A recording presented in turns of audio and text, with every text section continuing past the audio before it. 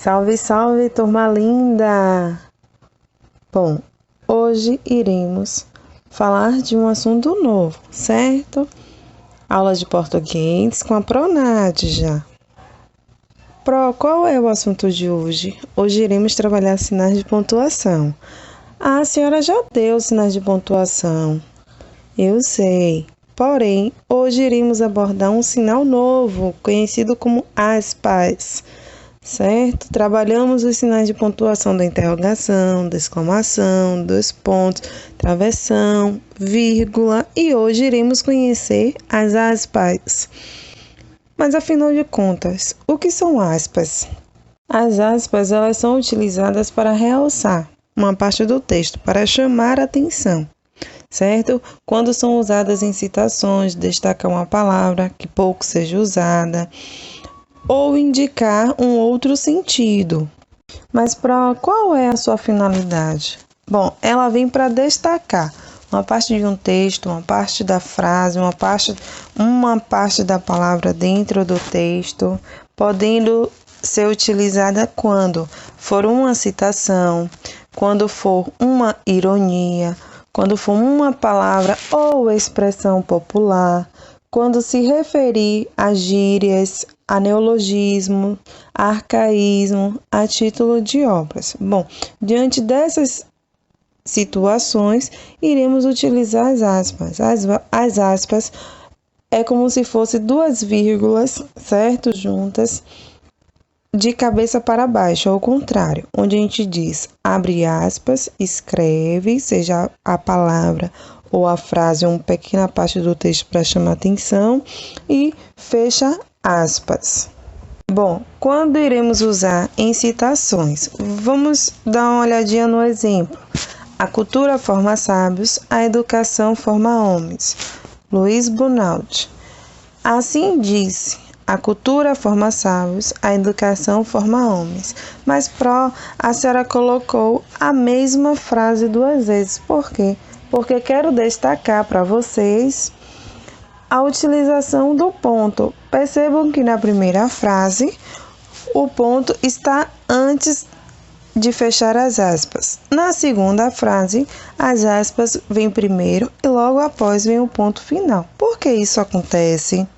Porque, a depender do caso, as aspas elas podem ser usadas tanto antes ou depois do ponto final, certo? Quando for uma citação, inicia e encerra o parágrafo. O ponto final, nesse caso, será colocado antes das aspas, como segue no primeiro exemplo, certo? Quando a citação encerrar o parágrafo, o ponto final vai fechar depois das aspas. Ele vai finalizar aquela frase, aquele parágrafo. Utilizaremos as aspas quando for fazer uma ironia, certo? Vamos ao exemplo. Ela ficou contente com a chegada das contas. Contente. Está em destaque, está entre as aspas. Porque alguém fica contente com a chegada das contas, gastar o dinheiro? Não é verdade? Então é uma ironia que está se fazendo em relação a ela ficar sem dinheiro. Ela não ficou contente, ela ficou triste, porém é uma ironia e está em destaque. Próximo exemplo. Eu sei que muitos de vocês vão se identificar. Após encontrar o vaso quebrado, minha mãe disse: muito bonito o que você fez. Bom, foi bonito quebrar o vaso? Não é verdade? Porém, a mamãe utilizou a palavra em destaque como ironia, bonito. Bom, quando iremos utilizar as aspas? Quando for palavras ou expressão populares. Vejamos o exemplo. Salvo pelo gongo. O que significa quando se fala salvo pelo gongo? É que uma pessoa ela teve sucesso no último minuto, ou seja, ela foi salva, certo? Ela conseguiu atingir uma vitória no último instante. Então, a gente se refere como salvo pelo gongo. Iremos utilizar as aspas quando for se referir a uma gíria. A Cibele disse que não rolou as vendas de sorvete. Bom, quando a palavra em destaque está não rolou, o que ela quer dizer? que não aconteceu. Então, é uma expressão de linguagem denotativa. A Cibele disse que não rolou a venda de sorvetes. Poderia se dizer de qual forma? A Cibele disse que não aconteceu a venda de sorvete. Então, para destacar, a palavra não rolou porque está em gírias. Muitos de vocês na escola costumam falar dessa maneira, por isso que coloquei. E aí, quais as noves? É uma gíria, não é verdade? Bom, o que ele quer dizer em quais as noves? Está perguntando qual serão as novidades. Então, a palavra noves, ela está como o destaque. As aspas também serão utilizadas em neologismo. Ontem deletei todos os jogos do meu celular. Qual é a palavra em destaque que se usará as aspas? Deletei. O que é neologismo? Bom, são expressões novas, certo? São palavras criadas recentemente. Essa palavra deletei. Alguns anos atrás ela não existia. Então, quando se cria uma expressão nova, é chamado de neologismo, certo? Vamos ao próximo. Arcaísmo. Estou indo para os meus aposentos. Vocês devem escutar bastante dos avós de vocês, ou até mesmo dos pais. O que significa ir ao aposento? Quer dizer que vai para o quarto, que vai descansar. Então, arcaísmo já são palavras arcaicas, certo? São palavras antigas. Então, a gente retrata como arcaísmo. Ou título de obra.